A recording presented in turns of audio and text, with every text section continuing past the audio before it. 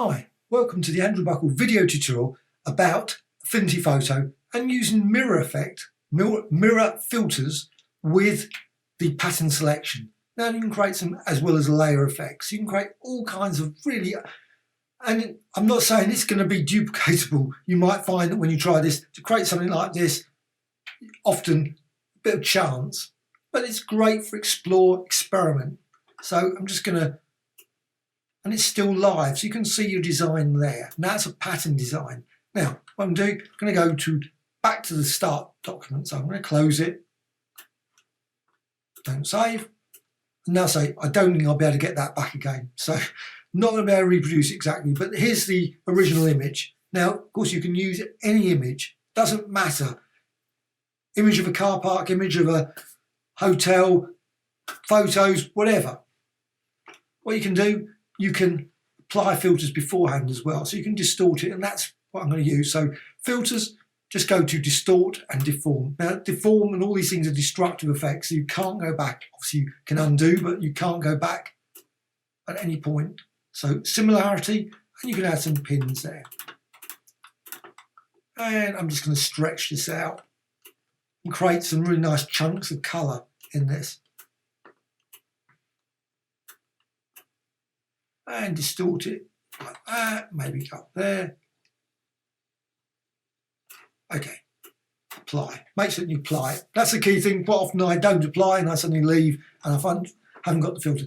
Right, what I want to do now is select parts of this image. So I could use a whole load of selection tools here, but I'm going to use the freehand over here, freehand selection tool. Freehand there, new and 18. Doesn't have to, you don't have to have feathering if you don't want, but I like feathering. So I'm just going to quickly add it around that, very roughly.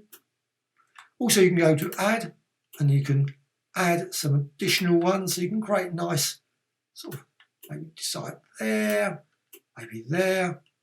Now probably best to avoid the edge, because if you go over the edge, you'll end up getting a sort of sharp, which is probably not what you want. And also you can subtract, so you can remove bits if you want as well. Now once you've done that, what you can do, you can go to layer and new pattern layer from selection. Doesn't look like much change, but go over to the move tool there and then resize, and you can see your pattern design, which you can rotate, you can shear and do other things as well. So you've got that. What you can now do, go to layers, go over to the layers panel. If you can't see that, view, studio and layers. With that pattern selected, you can go down to the effects and you can maybe add, let's see, bevel emboss. So bevel emboss, go for inner, and you can just resize that, change the angle, and you can see you can create some lovely depth to this design. And you can also change profile, run through those, or just use that one. Soften, and so on and so on. So you can create all kinds of very unusual designs. Now, also you can add, if you want, outer shadow. So you can quickly click there and then just quickly add an outer shadow to your design. And it's still live, so you can still go there and you can see the design there. But what you can also do, I'm just going to zoom in like that. Don't maybe go too far, because actually sometimes you go too far, it's very hard to actually see. So you can actually make it very tiny. And quite often I end up looking at the picture thinking, where's the control? I mean, I know you can see it there. Sometimes it does actually goes off the edge and you're looking around thinking, where is it? It's like that, it go off the edge.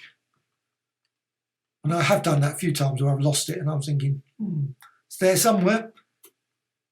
Now, once you've done that, what you can do, you can add filter effects. Now these are destructive and this is applied to the pattern. So once you've applied it, that's it. So be happy with the design you've got here and the mirror effect.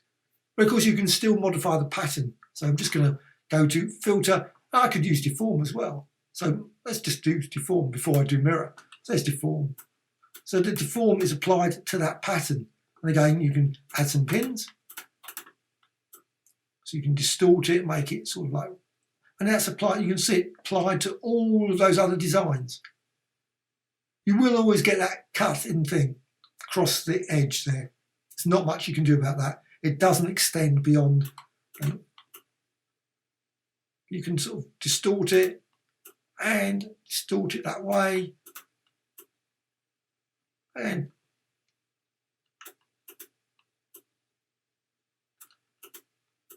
you can see the result. You can create all kinds of weird and wonderful distortions, all still with that three-dimensional effect from the bevel. Okay, click apply. The one I wanted to do was filter and distort and mirror. And you can still see that is still there. And then you can see you can change that. So you can create some very interesting designs just by changing that. And also you can go to the input and you can see you can rotate that. So you can create some very weird and wonderful lattice designs. And of course, if you don't want that, you can always come out of that and just quickly resize it. You can see it's applied over and over again. It's got this image, all three-dimensional, all the layer effects still there. Go to filter again and go to distort and mirror. And you can see the effect there. And of course you've got output as well. You can modify that. And you can see the end result. You can create some very weird and wonderful designs. And you can still modify the origin point within that structure. And you can see the result there.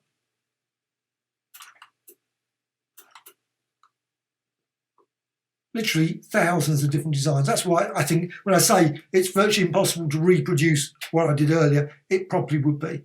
The chances of hitting upon exactly the same design will be very remote. But you can see the design there. And now you can see what you can do. It's still live. So if you want to, you can still zoom out. You can still rotate. You can see the design there.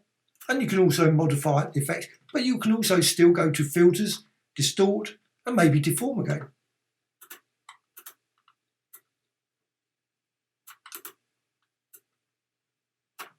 Maybe go in the center as well and just distort that.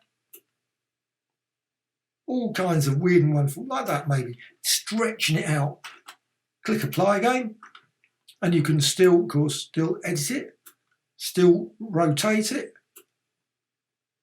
And you can, of course, go to layer menu and duplicate. So you can create multiple layers and layer on top to create some very interesting effects.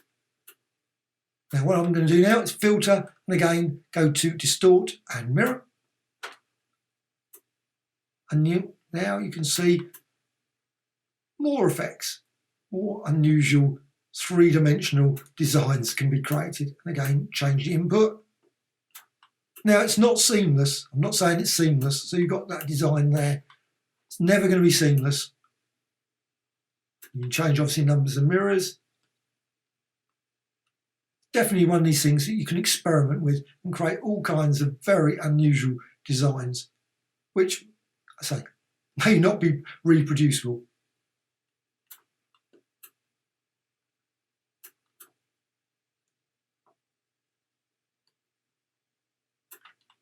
Apply. And again, still all modifiable there. So you can still continue to do that.